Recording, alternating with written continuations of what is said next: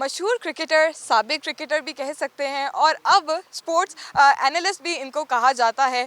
अहमद शहजाद, कौन नहीं जानता इनको। आजकल ये माह रमज़ान में जो मुस्तहिक अफराद हैं उनको इफ्तारी करा रहे हैं, उनको राशन भी उनके दरमियान तकसीम किया जा रहा है। कहाँ कहाँ अब तक इन्होंने राशन भी तकसीम किया और कहाँ आपने अब तक इफ्तार करवाई है और कितना सुकून मिलता है कि इस तरह का नेक काम करके। जी अल्हम्दुलिल्लाह। अभी तक मैंने अपने आबाई इलाके से स्टार्ट किया जो नारकली था। फिर लाहौर के अंदर जो है ना 3 से 4 इवेंट किए।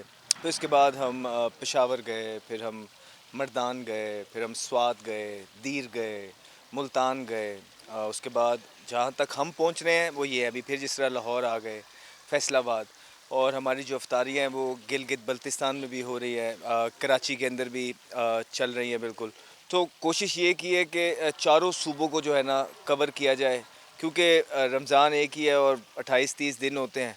जितना हम कर सकते हैं एज़ पर्सन, मैं कोशिश करता हूँ कि सबके साथ पहुँच जाऊँ, और जहाँ जहाँ मैं नहीं पहुँच पा रहा हूँ वहाँ हमारी टीम जो है लोगों तक पहुँच रही है तो अल्हम्दुलिल्लाह। अब कुछ दिन ही बाकी रह गए हैं तो थोड़ा सा अफसोस भी होता है कि अब नहीं ये नेक काम कंटिन्यू कर पाएंगे या करेंगे रमज़ान के बाद। जी, जी, ऑफ़ कोर्स ये चलता रहेगा। रमज़ान तो एक बहाना बन जाता है कि सारों का फ़ोकस इस चीज़ पे होता है। लेकिन मेरा मेन मकसद है यतीमों के लिए काम करना। अपना ऑर्फ़नेज हाउस जो है बनाया जाए चैंपियंस पवेलियन के नाम से, और उसका ये आगाज़ है। मेरी फ़ाउंडेशन को हमने बड़े-बड़े महलों में बड़े-बड़े लोगों को बुला के ये चीज़ नहीं करना चाहिए। मेरा मानना ये था कि मैदान के अंदर मैं काम करता हुआ नज़र आऊँ, और जब भी मुझे लोग देखें, मुझे मेहनत करता हुआ, काम करता हुआ देखें। और यही मेरी रिक्वेस्ट भी है सबसे कि देखिए, मैं यतीमों के लिए काम करना चाहता हूँ। और इवेंचुअली मुझे इस चीज़ का एहसास तब हुआ, मैं 2 साल का था, मेरे फ़ादर गुज़र गए थे। तो हमें अम्मी ने किसी चीज़ की कमी होने नहीं दी। लेकिन जब मैं खुद बाप बना, तो वहाँ पे जो है मुझे एहसास हुआ कि पेरेंट्स कितनी बड़ी नेमत होती हैं।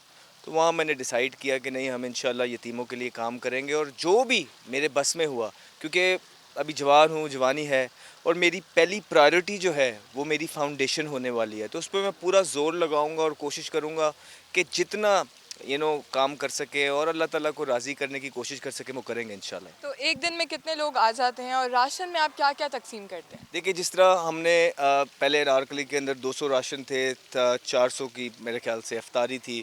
उसके बाद फिर 100 राशन थे लाहौर के अंदर ही। फिर मर्दान के अंदर 100 राशन था, फिर पेशावर के अंदर 100 राशन था, फिर इसी तरह डिफरेंट शहरों में। तो हमारी कोशिश होती है कि, और ये सारी चीज़ें हमने भी फैमिली और फ्रेंड्स जो मेरे क्लोज सर्कल के हैं, चाहे वो पाकिस्तान में हैं या ओवरसीज़ हैं, उनको मैंने रिक्वेस्ट की, तो हम ये सारी चीज़ें मिल के कर रहे हैं। और उसमें पूरा अल्हम्दुलिल्लाह रमज़ान हमारा गुजर गया, और जो जो था, जो जो अमानतें मेरे पास आई थी, मेरी वही कोशिश है कि वो जिनके लिए आई हैं उन तक पहुंचाई जाएं। लेकिन जो काम मैंने आगे करने जाना है वो है ऑर्फन्स के लिए, यतीमों के लिए।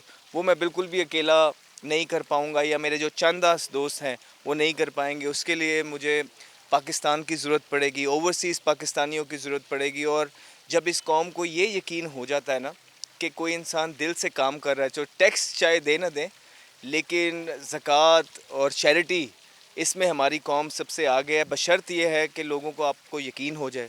वो लोगों पे यकीन दिलाने के लिए कि लोग मेरा यकीन करें, मैं पूरी मेहनत करूँगा। और जब अल्लाह ताला को सही लगेगा, लोग भी मेरे पे यकीन करेंगे, और हम बढ़ चढ़ के इंशाल्लाह काम करेंगे। तो इस तरह की इंस्पिरेशन कहाँ से आपको मिली कि आपने ये इतना नेक काम शुरू करना है, इंस्पिरेशन कहाँ से आई। देखिए, वेस्ट में ऐसी चीज़ें होती रहती थी पहले, और एथलीट्स, क्योंकि मैं खुद भी एक स्पोर्ट्स की दुनिया से वाबस्ता हूँ, तो हमारी फील्ड के अंदर जो सबसे पहले पाकिस्तान के अंदर ये चीज़ स्टार्ट की थी वो इमरान खान साहब थे।